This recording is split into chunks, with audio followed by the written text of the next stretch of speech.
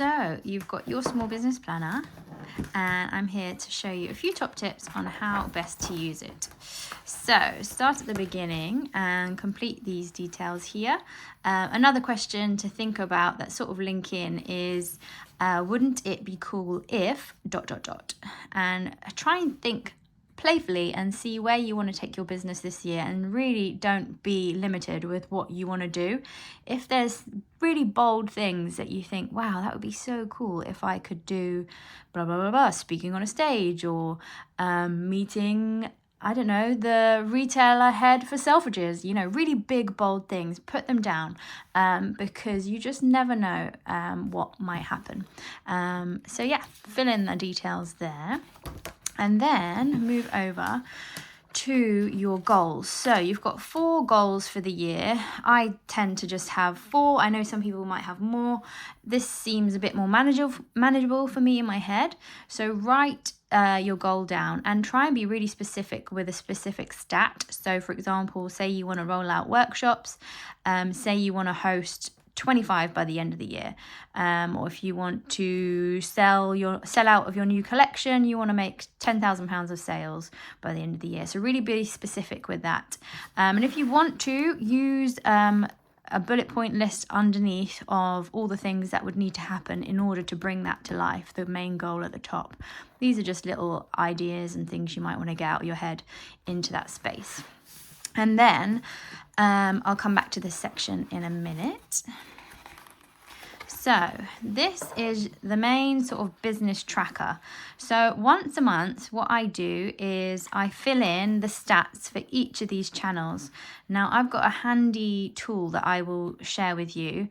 I've created a bookmarks bar on my computer, and on there I've listed all the different channels that I use, and the hyperlink takes me exactly to that page where I can see the number of followers, or the number of visitors on the website, or the number on the mailing list. So use that helpful tip to get to these places really quickly. So I can do this pretty much in about a minute. I can click through to each one, write the number down. There's also another page here for additional channels which might not be included in there because I'm conscious not everybody uses these, but add in, maybe you want to track your sales, or the number of workshops you're hosting, your Google performance, or whatever it is that you might want to track. And then as the months go on, write in things that happen. So for example, say your Instagram numbers go up by, I don't know, 200, and you did an advert. Say you did an advert, or say you collaborated with somebody, you add that there, or say you made a new QR sign for your market store, or you rolled out business cards. Add the things to the various channels that link to it, which might give you an idea of why numbers are jumping up more than the average as you go through, and you'll start to see the areas which might want your attention, but be mindful that focus on the channels that are bringing you the income and the sales that you need. There's no point getting your TikTok up if TikTok's not bringing in customers to your platform. So just be mindful of where the gaps are, where it's growing well. That is a really good way to see which channel is working, so you can put more of your energy in there, so you don't need to worry maybe about Facebook. You could just focus purely on Instagram, and then use this section as you go through the year. You might think of things where you see another business do something and you're like, oh, that's a great idea. Just write it down here, just a little note. Maybe they did a campaign in July, or they talked about International Women's Day, or they rolled out a new product which linked to the season, or you might have just an idea on what worked really well here, or an advert on the same day as, I don't know, the same day as Apple rolled out a new mobile phone, or I don't know, it could be anything. Just write your ideas down, because when you come to the end of year review, you will use this section and it'll be really handy for you to know what to put in for your plans for next year. So use those 2 for that. So business planning, this is my most used page generally. This is the page that the book is usually open on my desk. It's a really useful way just to have an overview of what's going on in the month and what needs to be actioned.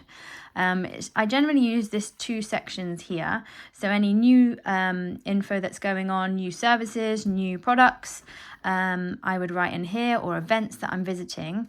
And then these sections down here is all the things that you need to have included on your social media, for example, that link to these. So say you're doing a market event on a day in February and you're on your social media, you want to make sure that you're talking about the market event, or you might have some ideas to do behind the scenes of getting ready for it. Say you do a newsletter, a similar thing, make sure you're telling your customers before the market where you're going to be and where they can meet you. So it's just about thinking ahead really of what you want to be going on in each of these areas. Use this section here for another channel which might be relevant for you. And then you've got the monthly overview. So fill this in how you wish. You might want to use this for your social media plan. You might want to use this just as your general diary of where you're at and where your business is and the things you're up to, however works best for you. So project planning. This one is a really helpful tool. There's a few of these in the book where you can plan out a different subject. So let's take newsletter, for example. You might want to plan what you're telling your customers each month or how often you do your newsletter. And it's just a place to fill with ideas. Use them for social media planning or events or things you're doing in your community or new campaigns. Use them for however would work best for you. The other tool that we have is the brainstorming activity. So this is a technique I learnt where you just set the timer for 2 minutes and you write in as many different ideas that you can think of in that time. This might be a way to come up with blog post titles, or it might be a way to come up with social media reel ideas, or it could be a way to think of new ways to decorate your stall. You could do this for so many different topics, and you fill it in, and then at the end convert it into an action list of the steps needed to bring some of these ideas to life. And if there's 3 things that are the main priority that's come out of this brainstorming exercise, write them here and then bring them into your action plan, and start to action them as you wish going forwards to try and bring this to life. So I hope that technique is useful for you too. And then finally, your monthly reflections. So this is something I do at the last day of every month. I fill in the details here, and I use this section again, like mentioned before, just to think about ideas on what could go on next year that might be helpful for you to think of when the next year comes. You'll think, oh, what did we do in February that worked really well? And you've got this section here to look at. The last thing, you've got loads of note pages. So this sort of method works well for me, where you just have any appointments or calls that you need to have here. I pick 3 things that I really want to get done, and if I do these 3, I will feel like I have done it. I've had a successful day. But then either use this section as you wish for to-do list or notes or whatever. So how I use this diary generally is once a month on the last day of every month, I fill in the tracker page. I then check in with the goals, and I add in bits here. So this is where you would just list the different things that might contribute towards getting that done. If you've done something that has really helped towards that, add it in. No date needed. It's just a sort of prompt to remind you of the 4 goals. So I do that. I do the goal checker. I then do my monthly reflection. And then generally the diary is open at this page really throughout the month. I use this as my main go-to to see what's needed, what's going on, and then you go from there really. So I hope this is helpful. Give me a shout if you have any questions. I am here always to help answer questions.